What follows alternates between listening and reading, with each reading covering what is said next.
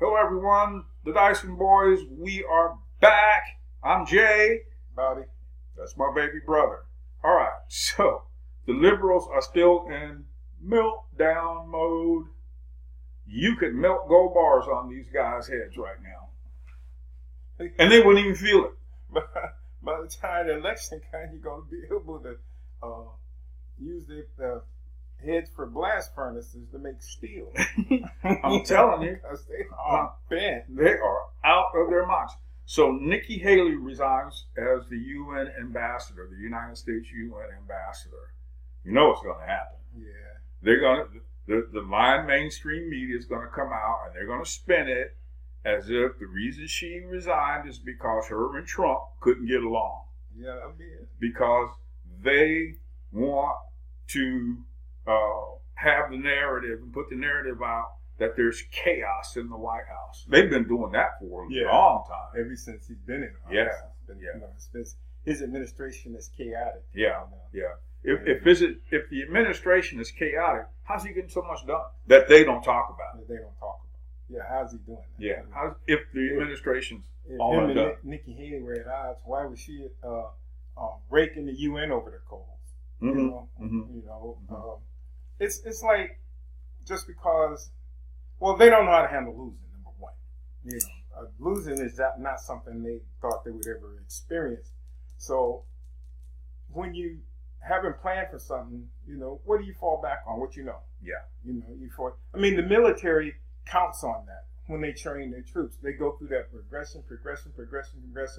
So when they get in a tight situation, they just automatically fall back on their training. You fall back on what you know. It's wash, rinse, repeat. Yeah, wash, rinse, repeat. So you fall back on it. And that's all the left does. And now they're to the place where what they tried to do, they haven't accomplished. So, they do what leftists always do. They don't know chaos. They don't know what to do other than, like you said, the chaos thing. There's no sitting down and trying to have an intelligent conversation with them because, hey, that's not in their blood is to sit down and have an intelligent conversation. Now, if you want to yell and scream with them, they're more than willing to do that. That's where they want to be. That's where they always gravitate to when everything else fails. You can't get people to willingly submit to you, so you automatically fall back to violence. You the lies, the deception.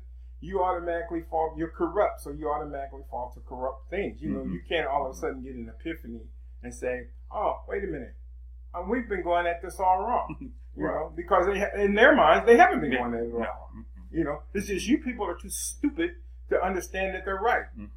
And so we gotta make you guys, indoctrinate you people, so that when we do something, you'll say, yeah, that's the right thing to do because leftists are always right. And that's not happening. So, again, for me, it's like, when you're talking to, somebody on the left and they're out putting out all their talking points, from the Democrat playbook, and you're asking them questions to explain your position a little bit clearly to me so that I can bobblehead with you. Yeah. Okay. And I have yet to have a liberal get me into the bobblehead mode with them. Yeah. Because when you start asking them questions that they can't answer, then what they want to do is they want to back away from the conversation because now you've got them in a corner and the way they fight their way out is like they get upset. Yeah. They get angry. They start calling you a bunch of names. That's the way they fight themselves out of the corner. And the ones who call themselves smart will say, "Oh, well, you're angry." Yeah. You don't need to get angry. Nobody's getting angry with you. You can't answer the question, so I'm angry.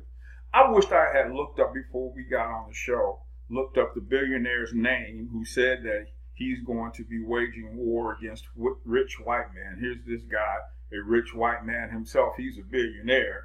And it's like, oh, so in other words, you're going to be waging war against rich white guys that are Republican, conservative. Yeah, that's what he said. Okay? And it's like I told you when I brought it up to you last night, I wish that rich white billionaire, the liberal one, was standing in front of me, because I have a few questions for him. Okay, what are you doing? Yeah. That is helping your community. What are you doing?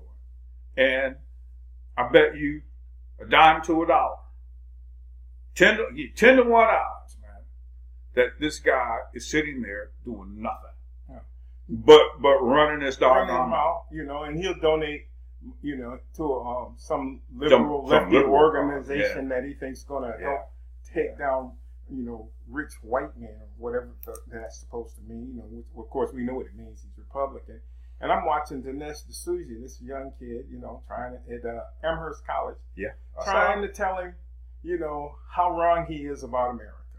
About all the reparations. He's trying to push reparations, and when it was Shapiro's turn to talk, he was trying to get in front of him because he knew what Shapiro was going to come back with, and he's trying to get in front of him and saying, "Well, you're just going to call me a hypocrite, and because that's what you are." Mm-hmm. He's basically end up telling this kid, you believe that your white privilege has, harmed minorities, So instead of you doing something that hurts you, that, takes advantage of your white privilege and you giving it to a minority, instead you want to find 10 other white guys you don't know and have them give up their white privilege, so-called white privilege, You're not going to say, hey, I'm going to take my scholarship to Amherst and give it to the minority. You're not going to do that. You just sitting up here throwing out words. Yeah, throwing out ideology. If you really believed in what you're telling me, that's what you would do. We wouldn't even be standing here having this conversation because you'd be out and about. Yeah. Doing something else. Doing something positive to help someone else. Yeah, but you're going to take advantage of your white privilege, as you call it, to get your degree and your education. To go to Amherst. To whatever you do once you get out of Amherst, you're going to use that white privilege to run around and tell other white men that they need to give up their white privilege when you have and you're not willing. You have no skin in the game. Yeah. So but you want everybody else to put other white men that you disapprove of basically and make them give up their so-called white privilege. And it's so much bull crap.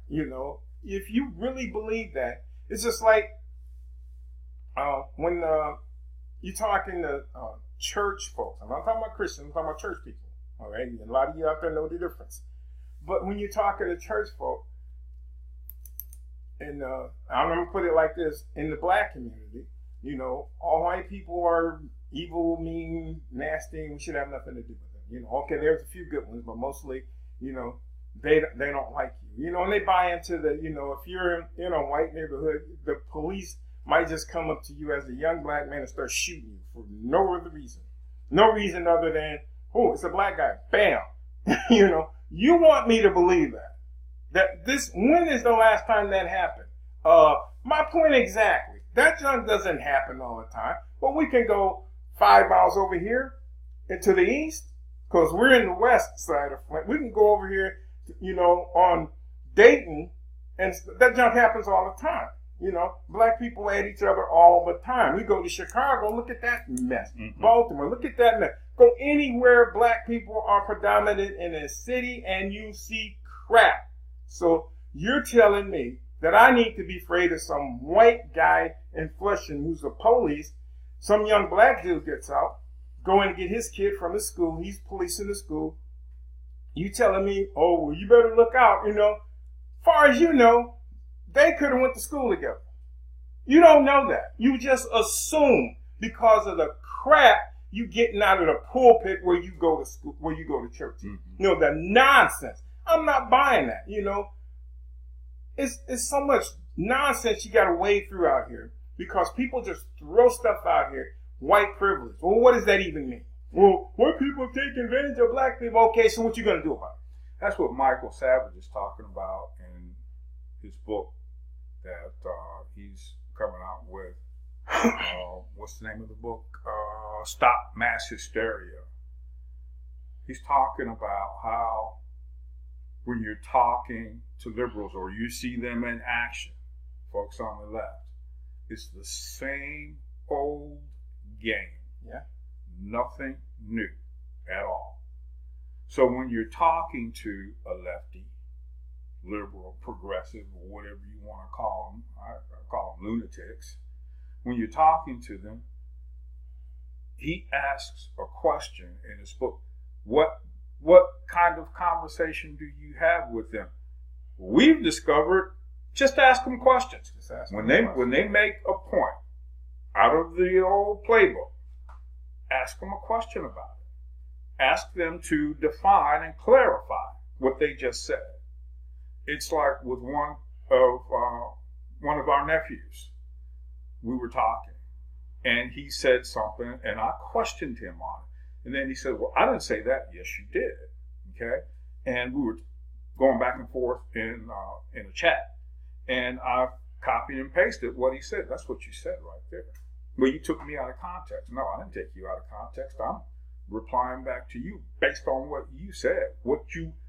I'm replying back to you based on the literal that you said. Not something that I supposed, not something that I imagined, not something that I took figuratively. It was literal. Literal." "Well, you took me out of context." "No, I didn't. Here's what you said." So now he gets upset because he's being challenged. So what's the out for them? What's their exit strategy? Let's get upset. Let's start calling you a bunch of names. Okay. Now I'm an Uncle Tom and a sellout. Okay. But all I'm doing is focusing on what you said and replying back to what you said. What you said. So again, there's a way to defeat them in a conversation. Just start asking them questions. All you got to do. That's all you have to do. Is ask a question. Explain to me your position and why your position makes so much sense over mine. The way you want the world to be formed, what's good and positive about that? What's the benefit of that? And they never can tell you. So your rant about white privilege, and I know some people think that's something that comes out of the black community. No, that comes out of the white liberal community. I've heard that. Trying to guilt other I've white heard folks. that for 50 years. White liberals brought that stuff into it. It's been called, they've used different names for it over the ages, over the decades, but it's the same thing, and blacks pick up on it, because this is coming out. Okay, we got to harp on this right now. So white privilege has been the greatest thing in the past 20 years or so. And everybody's talking about, we need reparations, and all this junk now. So you want this guy to pay for something that he didn't do.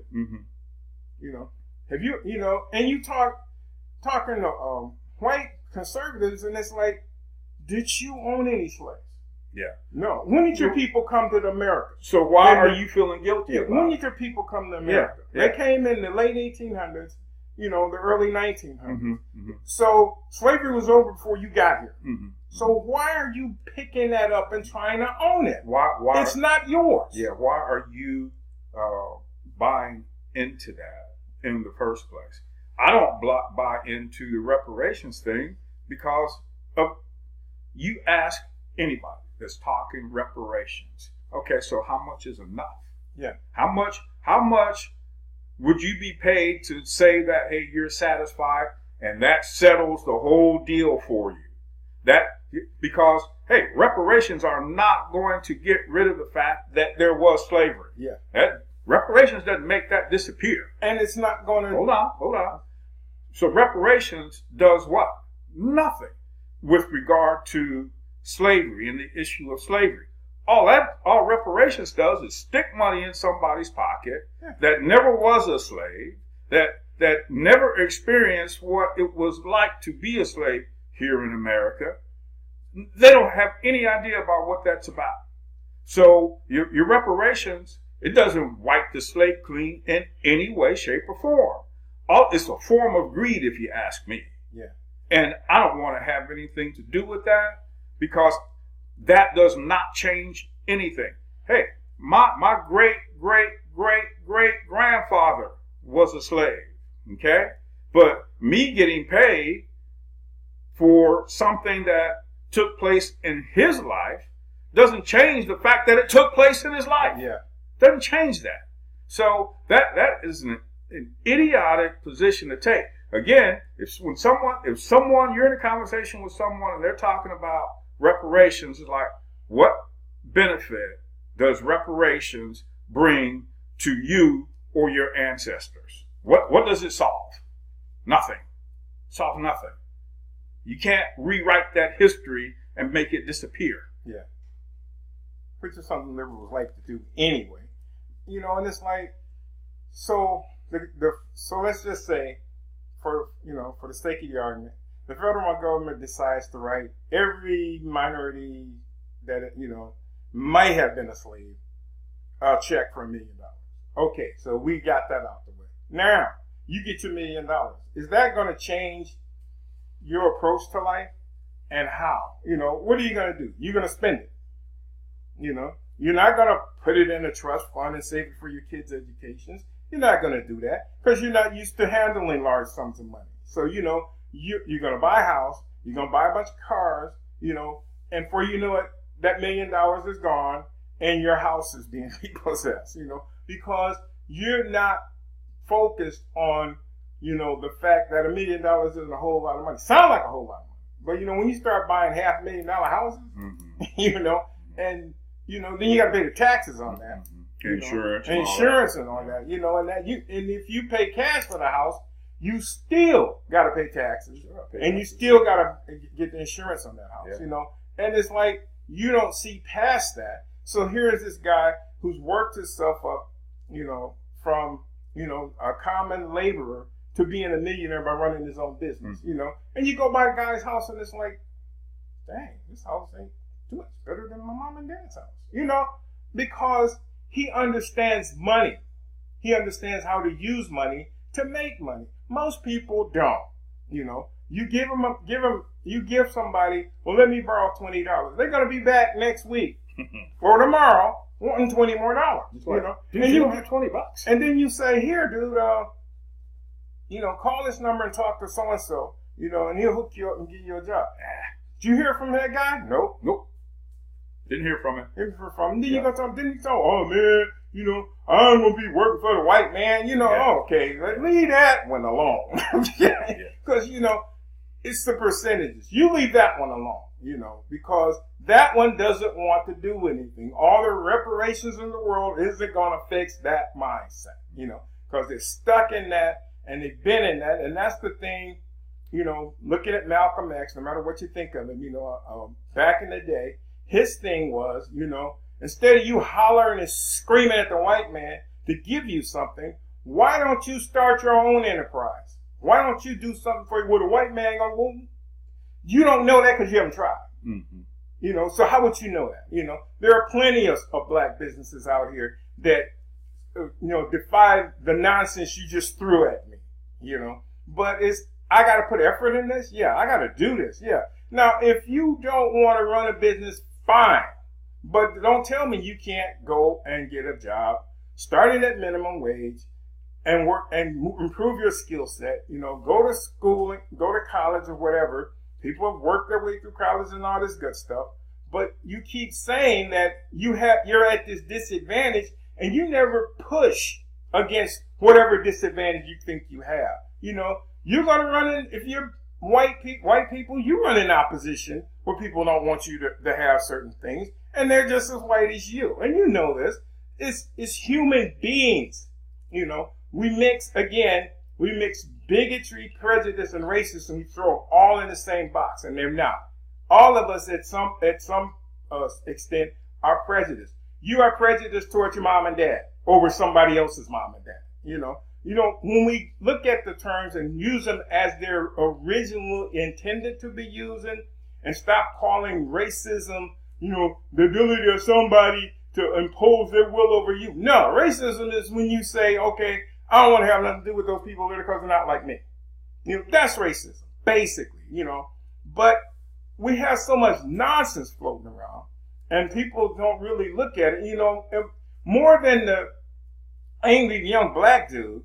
is when I run into a white dude who's trying to, listen to what he's saying. Why are you listening to him? First of all, he don't know you. He's never been around you. He's grew up around, like you told me, you grew up around mostly white people. Well, he's grew up around mostly black people. Why are you listening to him? Well, because of slavery. Were you a slave owner? No. Did anybody in your family was like, no, my people came over in the late 1800s. Well, what are you talking about? Jim Crow and oppression. Okay, did you do that? Can you say tomorrow, oh, geez, yesterday, this qualified black guy came to me and this less qualified white guy came to me and I hired him, Did you do that? No. Okay, then what are you talking about? What are you talking about? Instead of, trying to apologize to people you have done nothing to. I never understood that. Even with the feminist thing. Woman, I haven't done any of that junk you're hollering at me about. I haven't done that. You got these morons trying to rip oak doors open, beat down oak doors to get into the chambers. What is wrong with you people? And they think this is rational. You hear conservatives say that liberals are destroying America. No, they're destroying themselves. America's not buying this crap on the whole. Nope. People see how the liberals behave. So all you have to do is look at the behavior in front of the Supreme Court the other day. All you got to do? People pounding on doors. What are you doing, folks? What are you taking a page from the French Revolution? Yeah. Back in the 19th century? Storming the Bastille. You're going to storm the Bastille. You're going to bust down the doors. Yeah. Take control. The picture that's burned into my head from what they did in front of the Supreme Court the other day while Justice Kavanaugh was being sworn in. I don't blame them for locking the doors, because if those idiots, those fools, those clowns had got up in the chamber, they would have disrupted everything. But the picture that's seared in my head right now is the female. She had on a wine-colored dress, and she was pounding on the door. Okay, that's not working. I'm pounding on the door. Nobody's coming to open the door. Let me see if I can open the door myself. And she gets down where the two doors meet, and she's going to try to pry the doors open. It's like, what is wrong with you? Are you that hysterical that you actually think that you can open the doors by down the seam of the doors, you can put your fingers in there and pry the doors open? Yes, you are that hysterical that you think you can do that. So who are the liberals destroying? They're destroying that Democrat Party is what they're destroying. They're not destroying America, because people in America who have sense and don't live on that side to that extreme, they look at that and you just say to yourself, it's like they're out of their ever-loving minds. The one girl, there was a girl and a guy, two young people. So old elderly gentleman was holding up a sign. He's a proponent of Kavanaugh and Trump.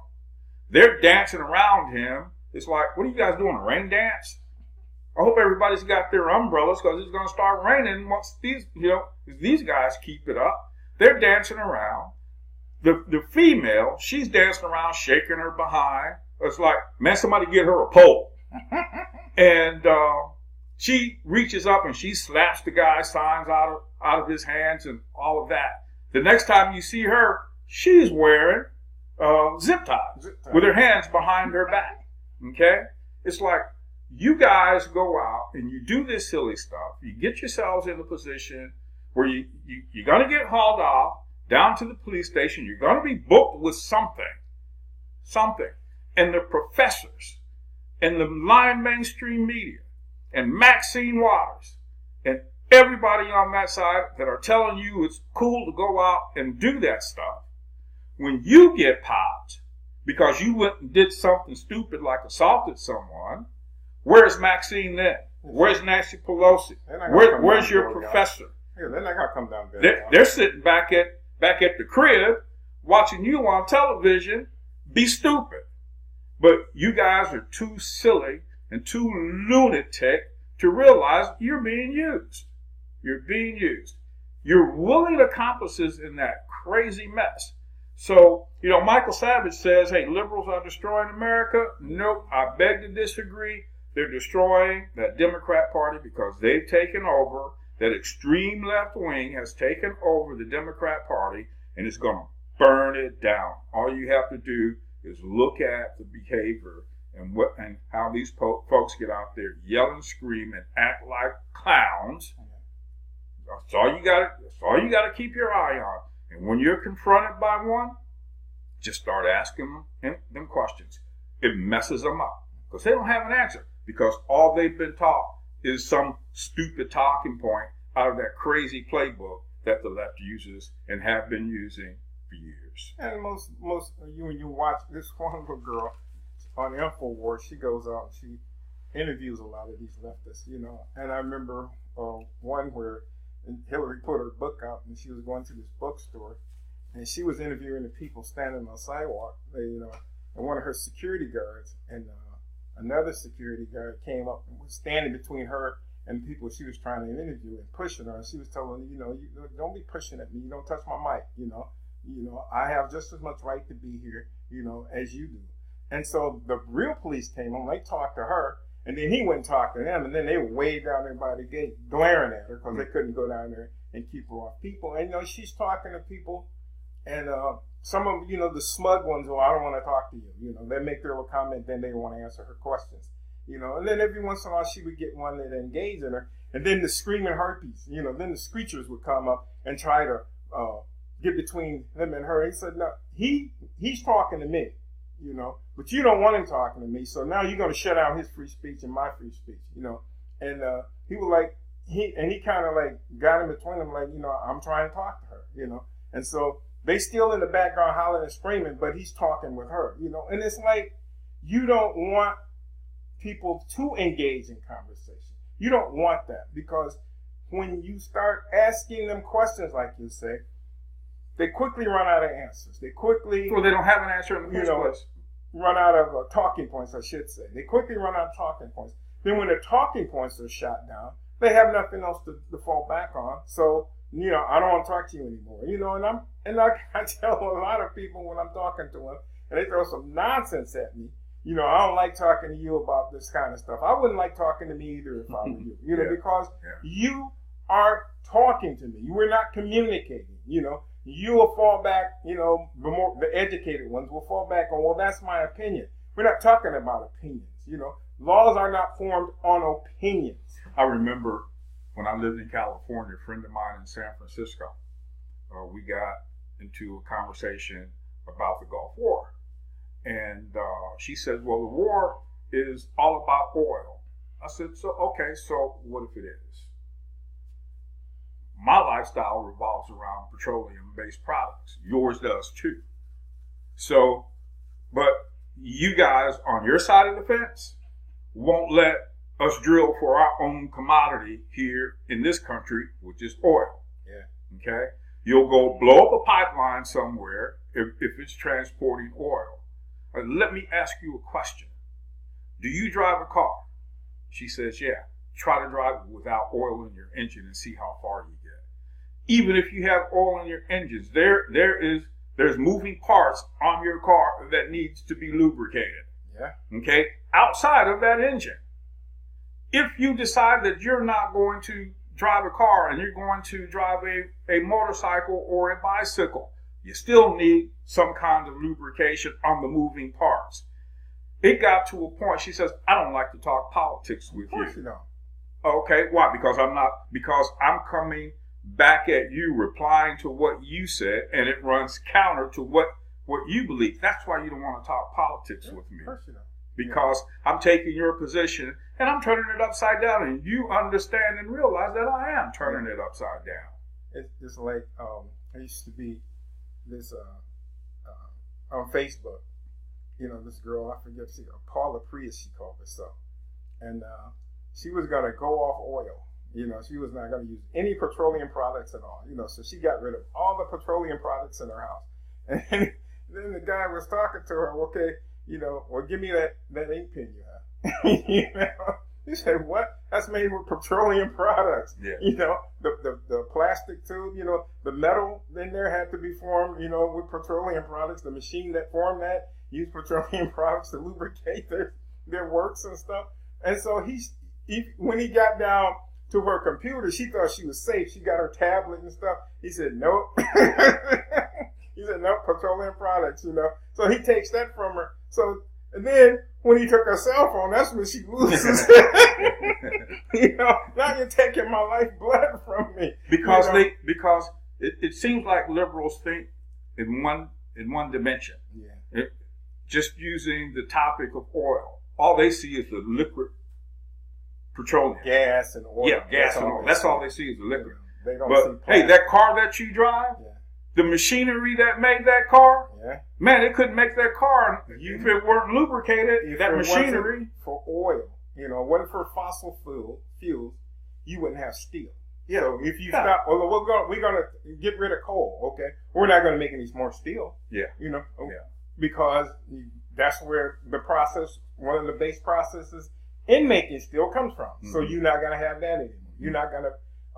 So what, you gonna deforest the place because you're trying to afford some iron and some steel? You know, everything is connected. Yeah. And to them, they see one aspect, like I said, that one myopic thing. You know, let's just get rid of coal. Well, you get rid of coal, you're gonna get rid of most of the things that you have come to count on. Mm-hmm. Mm-hmm. Yeah.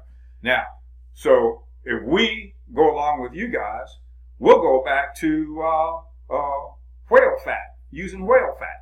You know, for lubrication and lighting and things like that. Okay, well, but we can't go back to whale fat because then the environmentalist wackos would be upset because you're killing whales. So you can't make solar panels. Yeah. You know, you can't make the batteries that you're going to save. We're going to save the energy of your battery. You can't use batteries because you need petroleum products to make the batteries. So when you come at them like that, just know what you're talking about. Yeah. Understand what you're talking about. And then listen to what they're saying. It's like, okay, I hear what you're saying. However, let me ask you a question. Can you clarify that for me? Because you lost me a little bit. I remember sitting around this past summer. We were at a barbecue, and these two guys started in on Trump.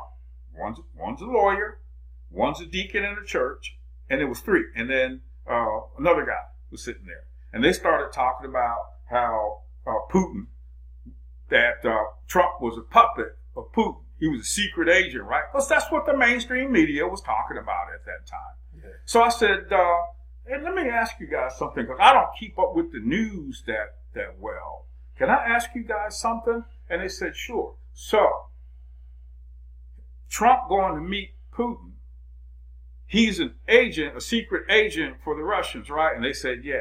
Oh, so he's going to debrief Putin on what he's been doing in America and then get further orders. So when he comes back to America, they can start the next phase of whatever clandestine operation that Donald Trump's on. And then they all looked at me. It's like, is that what's going on? And you can see their brains like go into smoke mode, right? You start smoking. Yeah, start smoking. I see smoke coming from under their collar. And it's like, well, that sounds kind of crazy to me. Metal on metal screeching. Yeah. You talking about metal to metal contact, right? Oh, your bearings you just lost your bearings, right? Because I hear this squealing sound coming out. And that's what you do to them. Mm-hmm. Because one thing for the black folks, every other black folk person out there predominantly is going to think that you are on the left with them. They're going to think you're in that bubble with them. Why? Because they're black and you're black. So when they discover that, no man, I don't think like that. I don't believe that mess. Man, that's idiotic to me. That's when they go to getting upset. It's like, what are you getting upset for, man? I mean, I do have the right to think for myself, don't I? Nope. Yeah. Not as we see it, Haas. Yeah. No, you do not. You're supposed to think collectively. Yeah. One of my favorite things, and you can try this at home. You know, it's one of these things you can try at home. Not dangerous, won't hurt you. Not dangerous, won't hurt you. When you ask a leftist a question, and you keep asking them questions, and you make a point, and they come to understanding, you're going to get look left, look right, look up left, look up right. They might look back left, they might look back right again. Then they're going to look up center, then they're going to look at you. That means you got your point across. Yeah. You know, they're like, dang, I can't argue this. Yeah. I can't argue this. And then you're going to see, well, you just, okay, yeah, so you understand what I'm saying. so when you get to the, you know, well, you blah, blah, you know you got your point across and you can back out the conversation. Yeah. You know, you don't have to have them admit it. When they do that, that's a classic thing I've always noticed. You know, left, right, center, look at me. Okay, you do understand what I said. That makes sense to you, even though it goes against your talking points that you have learned over the years. So there is a way to talk to these guys. Just know and understand, if you're on top of your game with them, they are going to get upset. Just know that, because that is the leftist exit strategy, is to get upset. Just know you might get called a name, okay? Just know that. And if you've seen The Lion King, there's a scene where the whatever his name is, lion has run off, you know, because his uncle told him, oh, you know, they're going to accuse you of your dad's death. So he runs off to the room. He runs into the meerkat and the warthog or whatever he was. And the meerkat tells the warthog, say, who's the brains of this operation? And he said, my point exactly. Yeah. So just know that. But yeah, don't buy into that the liberal hysteria is destroying America, because it's not. It's not. It's not. They're destroying themselves. Yeah, you know? It's not. And you people are, you know, you have the upper hand. Yeah. You know, and you act like it. You know? Don't get in. Just be confident. Yeah. And be bold. Yeah. Because they're pushing, as we say in chess, a bad hand. Yeah. You know, you're playing to an inside straight here. You know, and you're trying to convince me that I'm the problem. No, you are the problem. Yeah. You know, you people have been the problem, and you're going to be the problem as long as you on the earth thinking like you think. That's right. right. That's right. You know, have confidence in yourself and in your beliefs. You know, like he said, know what you know. Yeah. Keep yourself educated. Yeah. Know what you know. Keep yourself educated, because they're going to come at you with some stupid stuff. Like the girl, my friend in San Francisco, the war is about oil. So what if it is? Yeah. Okay. We need oil, because that's a part of our life here in America. You folks won't let us drill for our own commodity that's under my feet right now. You won't let us drill for it, so we got to get it from somewhere. We can't go back to the 16th and 17th century where we're living off whale fat. Yeah. Okay? So what if it is about oil? You got a problem with that? Because your life revolves around, or oil revolves around your life. It revolves around fossil fuels. Yeah. We're going to eliminate fossil fuels. No, you're not. Yeah. You know, that's never going to happen. Yeah. So, you know, because you can pump petroleum out of the ground and make all sorts of products with it, you know. Yeah. But you can't take sunlight and convert it into anything but energy, you know, electricity. That's it, you know. And so this idea that, we're going to have solar energy and blah, blah, blah, and wind energy and all that stuff, when the wind don't always blow and the sun doesn't always shine, you know. But oil is always what it is. Once you harness that energy, you need somewhere to store it. Yeah. Okay. You know. So you need some kind of machinery, some kind of mechanism to store it. Guess what? That storage facility got some oil, some petroleum-based product in there somewhere. Even your electronic car. Yeah. So you can't get out of the. You can't get out the triangle. You can't get out the fossil fuel triangle. No matter how many lefties tell you. Yeah. You can't get away from it. All right. Here's a smash. Give us a like if you like this video. If you don't like this video, you can give us a thumb down. Either way, hey, we appreciate you. If you haven't subscribed to our channel, you can do so by clicking that red button underneath this video that says subscribe, and you'll be subscribed. And then if you want to be notified anytime we put up new videos, go ahead and click the bell that's out on the right-hand side of that subscribe button. We enjoy what we do. We're passionate about what we do. We've just given you some tips on how to talk to liberals. Go ahead and use it. Just make sure you know what you're talking about. Have fun with lefties at work. You know, bring them a bunch of donuts. Yeah. You know, the ones you know that don't like you. Yeah. Here, I brought donuts for you guys. And smile while you're doing it. Say, you guys have a nice day. And they're going to be looking at you strange. I remember just before I retired, a bunch of folks, they were sitting around talking about Hillary Clinton. And, you know, they were proponents of Hillary Clinton. I said, well, she's nobody. She's no one but Miss Ann. Mm-hmm. And who's Miss Ann? So you guys don't know who Miss Ann is? So if you guys want to know who Miss Ann is, get in touch with me and I'll tell you who Miss Ann is. All right. We'll see you guys tomorrow. Have a great day. All of you.